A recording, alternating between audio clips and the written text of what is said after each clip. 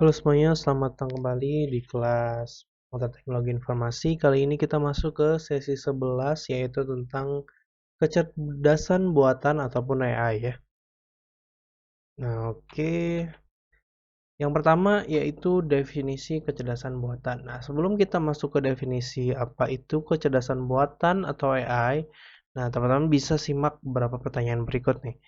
Nah, yang pertama itu bisakah mesin berpikir ya? Nah, jika bisa, bagaimana caranya? Dan jika tidak bisa, kenapa tidak? Dan apa yang dikatakan sebagai pikiran atau mind? Nah, dari beberapa pertanyaan ini itu bisa kita simpulkan beberapa untuk definisi kecerdasan buatan itu dibuat gitu ya. Nah, lalu apa sih arti kecerdasan sebenarnya? Jadi, kemampuan untuk belajar atau mengerti dari pengalaman, memahami pesan yang kontradiktif atau dan ambigu, menanggapi dengan cepat dan baik atas situasi yang baru, menggunakan penalaran dalam memecahkan masalah, serta menyelesaikannya dengan efektif. Ya, ini beberapa arti dari apa itu sebenarnya kecerdasan gitu ya. Nah, terus apa itu AI ataupun kecerdasan buatan ya? Apakah kecerdasannya dibuat-buat atau gimana gitu? Ya, bukan seperti itu. Jadi, menurut Simon tahun 1987 yaitu merupakan kawasan penelitian ya aplikasi dan instruksi yang terkait dengan pemrograman komputer untuk melakukan suatu hal yang dalam pandangan manusia adalah cerdas. Gitu ya. Jadi menurut Simon ini ya AI itu masuk ke kawasan penelitian aja gitu. Untuk aplikasi-aplikasi terkait pemrograman komputer yang di dalamnya apa pandangan manusia adalah cerdas ya. Komputer ini bisa menjadi cerdas gitu. Nah, terus menurut Rick and Knight, sebuah studi tentang bagaimana membuat komputer melakukan hal-hal yang pada saat ini dapat dilakukan lebih baik oleh manusia. Jadi ya ini antara lain untuk membandingkan ya ataupun membuat eh, si komputer ataupun robot nantinya berpikir ataupun melakukan hal-hal yang dilakukan manusia bahkan bisa lebih baik gitu. Nah, makanya ya ini banyak sekali diperdebatkan ataupun dibatasi ya. Jadi kalau misalnya nggak dibatasi ya bisa jadi apokalips ataupun lain sebagainya gitu. Karena AI ini harus dikontrol sedemikian rupa gitu ya.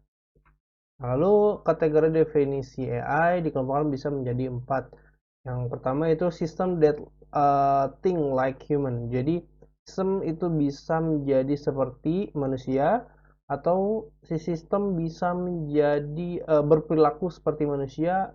Sistem bisa berpikir rasional, sistem bisa eh, melakukan eh, rasional ya gitu. Nah, jadi kategori definisi AI ini seperti ini ya. Jadi robot-robot ataupun komputer dapat berperilaku seperti manusia. Nah, lalu di sini ada kecerdasan buatan menurut sudut pandang kecerdasan dan sudut pandang penelitian. Yang pertama dari sudut pandang kecerdasan, kecerdasan buatan mampu membuat mesin menjadi cerdas ya. Yaitu sangat simpel sekali, pokoknya membuat mesin menjadi cerdas, berbuat seperti apa yang dilakukan manusia, intinya seperti itu. Lalu sudut pandang penelitian, kecerdasan buatan adalah studi bagaimana membuat komputer dapat melakukan sesuatu sebaik yang dilakukan manusia. Nah, jika teman-teman mau masuk ke bidang penelitian ataupun di bidang AI, teman-teman mau melakukan penelitian, nah intinya adalah teman-teman harus melakukan ataupun menganalisa ataupun membuat suatu komputer ini dapat melakukan sesuatu uh, yang dilakukan oleh manusia ya, baik yang dilakukan manusia, baik itu dari pergerakan, pikiran, gitu ya, dan sebagainya. Pastinya ada kekurangan dan kelebihan, gak mungkin kita bisa menciptakan apa yang diciptakan oleh Tuhan gitu ya, seperti manusia. Nah, pada intinya di sini adalah kecerdasan buatan yang dimana bisa melakukan yang seperti tadi. Tentunya eh, apa pikiran kita ataupun perbuatan kita bisa diimplementasikan ke AI. ya, yang mana ini akan jadi unlimited gitu, nggak limited seperti manusia ya. Pokoknya makanya saya katakan bahwa ya ini kita harus limitasi ya, jangan sampai nantinya bisa malah berbalik gitu ya, melukai manusia ataupun lain sebagainya. Nah, itu ngeri sekali. Nah, dari sudut pandang bisnis, kecerdasan buatan adalah kumpulan peralatan yang sangat powerful dan metodologis dalam menyelesaikan masalah bisnis ya. Nah, ini bisa dipakai oleh kita. Jadi kita nggak harus berpikir bahwa AI itu adalah memang robot gitu ya. Memang robot yang bisa melukai manusia dan seperti di film-film lainnya gitu. Nah, namun ketika kita melihat sudut pandang bisnis bahwa eh, AI ini dapat membantu kita menyelesaikan masalah bisnis secara otomatik gitu. Lalu sudut pandang pemrograman. Pemrogram ya. Kecerdasan buatan meliputi studi tentang pemrograman simbolik, problem solving, dan pencarian, searching gitu ya. Nah, di sini ada dua bagian utama AI. Yang pertama ada basis pengetahuan knowledge base berisi fakta-fakta teori, pemikiran, dan hubungan komponen satu dengan yang lainnya. Ya, kalau misalnya dari knowledge base gitu. Kalau misalnya dari inference engine, kemampuan menarik kesimpulan berdasarkan pengalaman berkaitan dengan representasi dan aplikasi proses tersebut melalui mesin. Ya, misalnya komputer dan robot gitu. Nah, ini dua bagian utama AI, knowledge dan inference engine. Lalu apa aja sih konsep-konsep dari AI gitu? Apa aja yang sering dipakai di dalam AI ini? Yang pertama ada Turing test ya. Metode ini pengujian kecerdasan yang dibuat oleh Alan Turing. Proses uji ini melibatkan seorang penanya manusia dan objek yang ditanyai ya. Jadi kita bisa buat AI apa mau membuat AI Turing test gitu ya. Terus pemrosesan simbolik. Yang penting dari AI adalah bahwa AI merupakan bagian dari ilmu komputer yang melakukan proses secara simbolik dan non algoritmik dalam menyelesaikan masalah. Jadi nggak harus algoritmik ya. Jadi non algoritmik juga bisa gitu.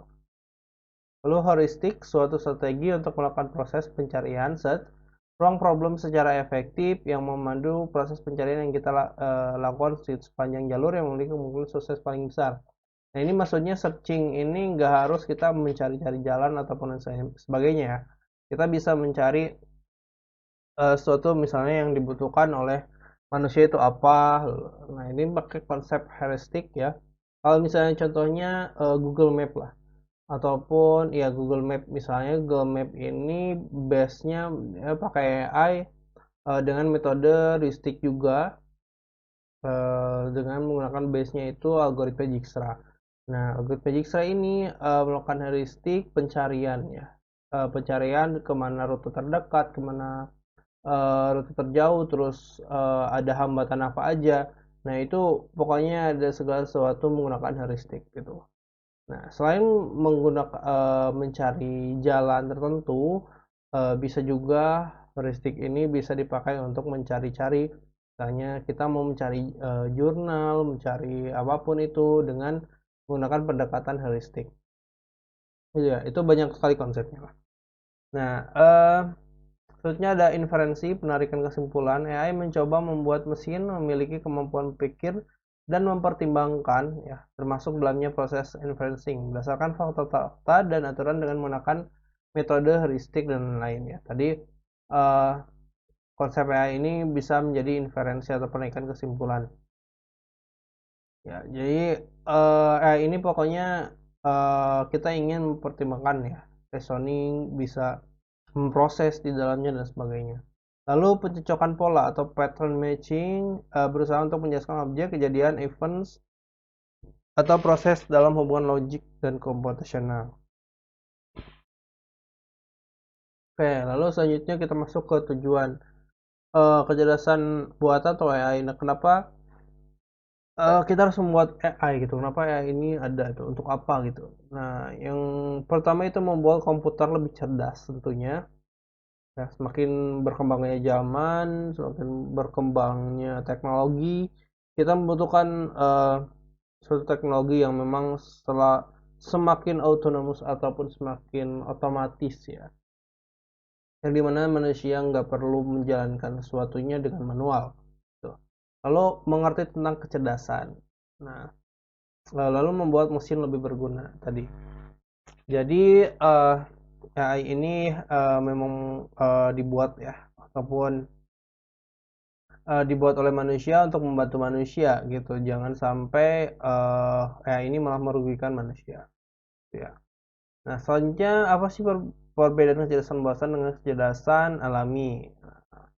Kecerdasan buatan lebih permanen ya, lebih permanen, jadi nggak akan lupa ataupun hilang gitu ya. Kalau misalnya manusia kan, ketika kita cerdas ataupun uh, memiliki suatu kecerdasan, pastinya itu akan semakin berjalannya waktu semakin akan lupa, semakin akan melemah lah gitu ya kemampuannya.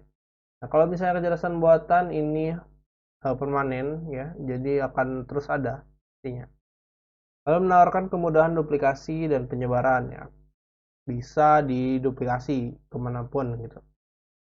Lebih murah daripada kecerdasan alami, konsisten dan menyeluruh, dapat didokumentasikan, dapat mengeksekusi tugas tertentu lebih cepat daripada manusia, dapat menjalankan tugas tertentu lebih baik dari banyak atau kebanyakan orang ya tentunya. Jadi kalau misalnya manusia memiliki rasa malas, memiliki apa namanya, lelah dan sebagainya gitu ya.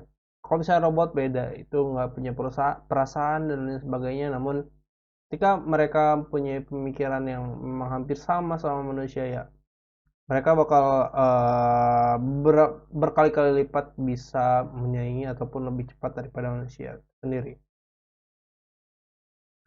Oke, lalu selanjutnya kelebihan kecerdasan alami dibandingkan AI. Nah, ini kecerdasan alami ini bersifat lebih kreatif ya.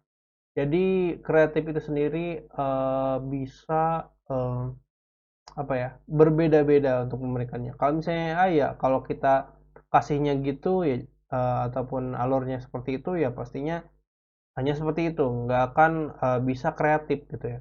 Kalau misalnya manusia ya pastinya kita bisa berpikir atau punya akal yang memang eh, udah bisa dimiliki oleh robot itu sendiri ataupun AI.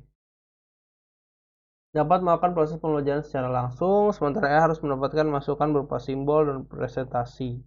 Ya, jadi kalau misalnya manusia ya pastinya kita bisa langsung pembelajaran gitu. Kalau misalnya AI kita harus melakukan inputan-inputan pengetahuan-pengetahuan yang harus kita inputkan ke pada AI, di tes, di training dan sebagainya gitu. Nah, lalu di sini menggunakan fokus yang luas sebagai referensi untuk pengambilan keputusan. Sebaliknya AI menggunakan fokus yang sempit ya.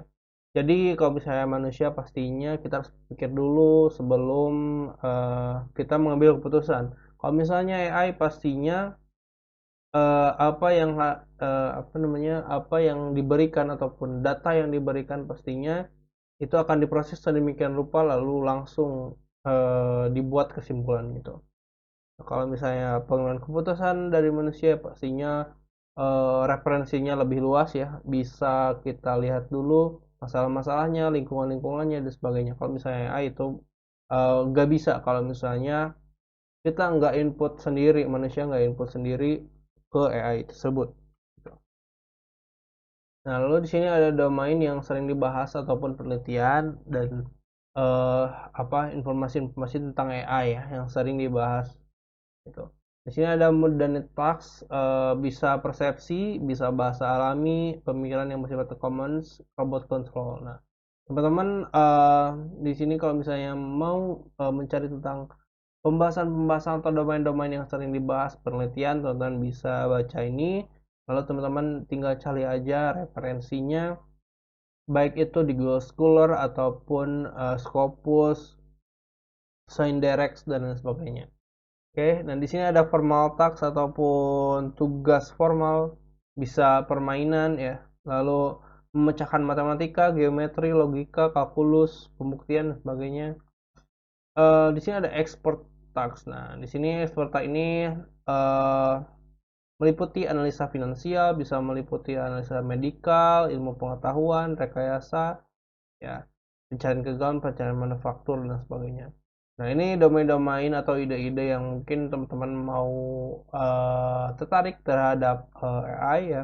Jadi di mata kuliah ini kita nggak akan belajar tentang algoritma AI, nggak akan belajar tentang turunannya kayak machine learning, data mining dan sebagainya. Teman-teman nantinya akan belajar di mata kuliah kecerdasan buatan itu sendiri.